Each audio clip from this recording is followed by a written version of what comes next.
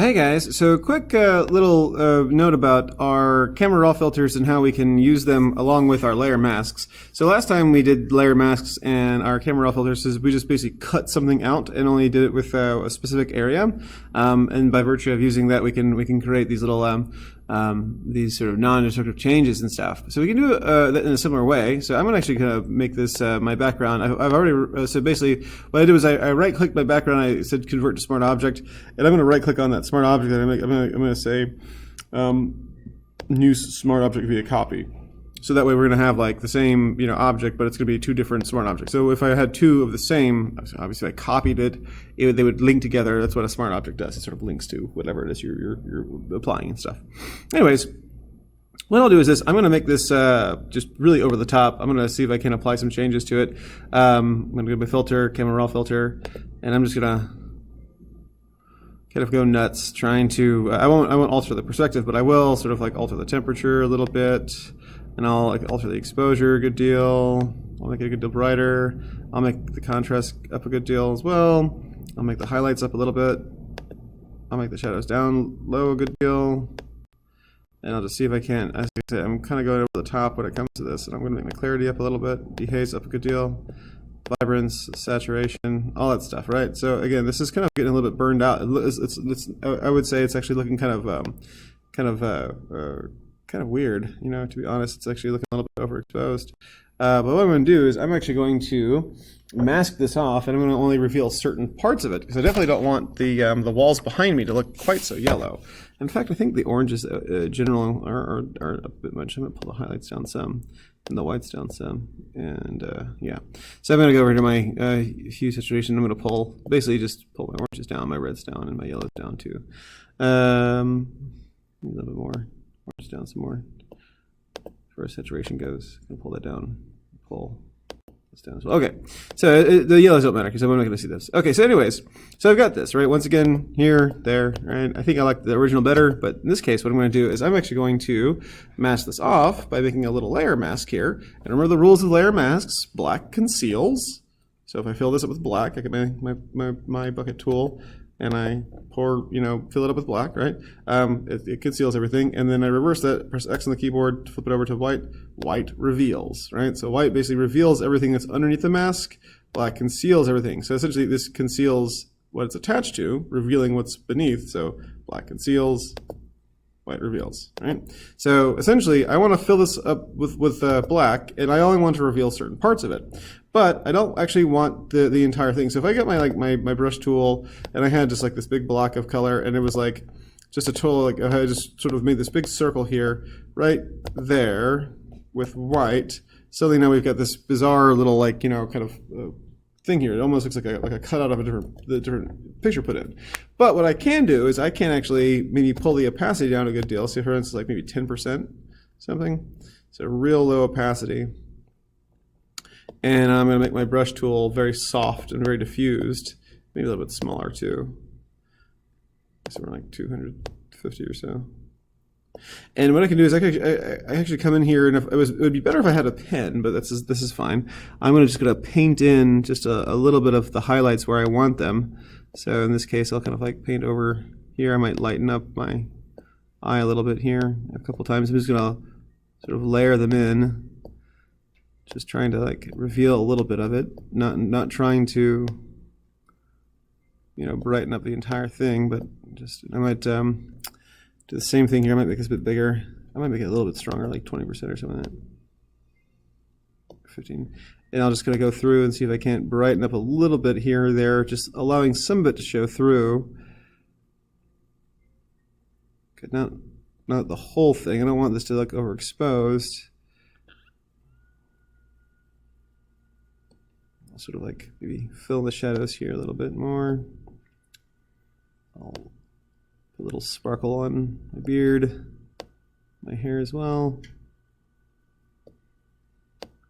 A little bit there. Oops. That's too much. I don't want that. And then there as well. And cool. All right. So if I were to just like kind of take a look and see what we've got here. So if I were to like disable the layer mask, You can see this is what I got if I have the entire thing up, right?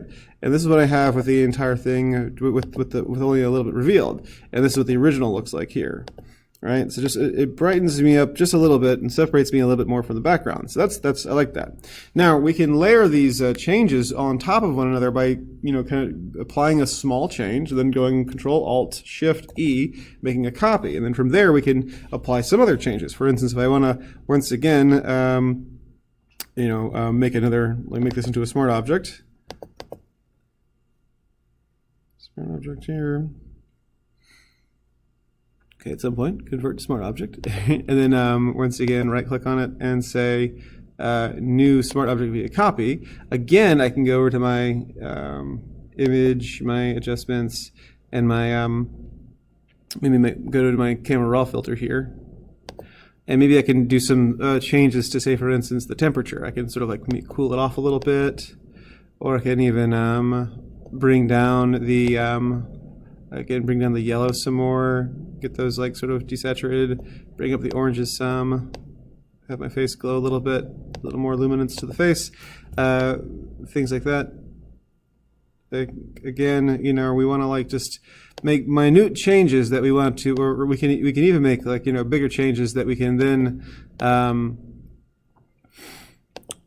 maybe even reduce the clarity a little bit, reduce the dehaze some, but reduce the dehaze, soften the features a little bit. Okay, and then once again here we can take a look between the two here, and we can actually even adjust, say for instance, how much this shows up. So there's two ways we can adjust this. If I adjust the opacity, that's one thing, but fill basically affects, like, it basically kind of concentrates more on, like, on shadows and stuff.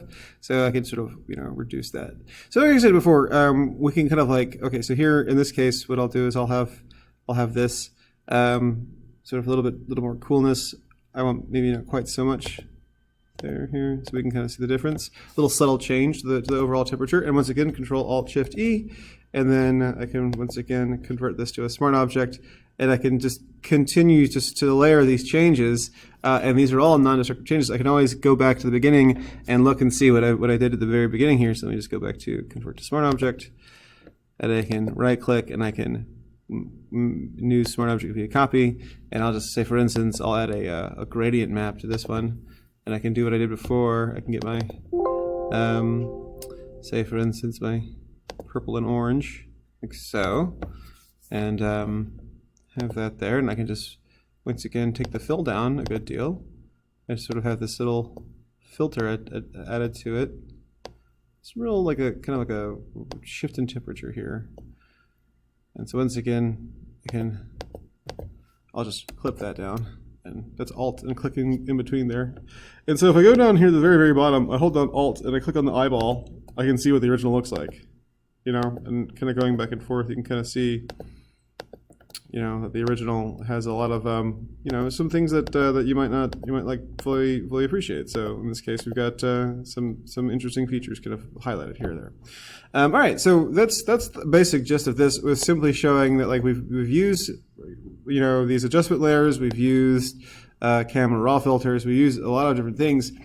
But what we want to think about is how can we like achieve these without making any destructive changes. And the way we can achieve these is by layering these changes on top of one another and just kind of going through. So if you think here, this is the original one, and then I applied this little change to this top layer, and then I sort of compress them all together. So we can kind of go through and say, camera raw 1, and then over here I made some more camera raw changes, camera raw 2, and I can just sort of like give myself some clues as to what the steps were. And then over here, if I Control Alt Shift E, I can bring this up to the top here. I can say camera or the gradient map applied and stuff, right? So this is like all the different changes that you can kind of map those as you go. All right, so just sort of think about this as you go through with your changes on your camera raw filters, and can't wait to see you guys produce. See you in class.